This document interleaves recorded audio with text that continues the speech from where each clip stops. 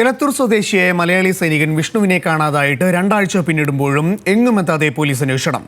Pune railway സ്റ്റേഷനിലെത്തിയ ദൃശ്യമടക്കം ലഭിച്ചെങ്കിലും ഇതുവരെ വിഷ്ണുവിനെ കണ്ടെത്താനായില്ല. കേന്ദ്ര ഇടപെടൽ ഉറപ്പാക്കുമെന്ന് സൈനികന്റെ വീട്ടിലെത്തിയ കേന്ദ്രമന്ത്രി ജോർജ് കുര്യൻ പറഞ്ഞു.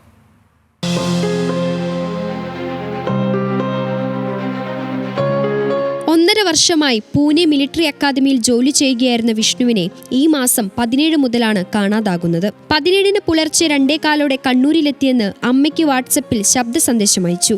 എന്നാൽ അമ്മയ്ക്ക് മെസ്സേജ് അയക്കുമ്പോൾ വിഷ്ണുവിന്റെ ഫോൺ ലൊക്കേഷൻ പൂനെയിലായിരുന്നുവെന്ന് അന്വേഷണത്തിൽ കണ്ടെത്തി. കുടുംബാംഗങ്ങളുടെ പരാതിയുടെ അടിസ്ഥാനത്തിൽ എലത്തൂർ പോലീസ് പൂനെയിലെത്തി അന്വേഷിച്ചെങ്കിലും കാര്യമായ പുരോഗതിയുണ്ടായില്ല. പൂനെ റെയിൽവേ സ്റ്റേഷനടുത്തുള്ള ATM-ൽ നിന്ന് വിഷ്ണു പണം പിൻവലിക്കുന്ന ദൃശ്യം മാത്രമാണ് ആകെ ലഭിച്ചത്.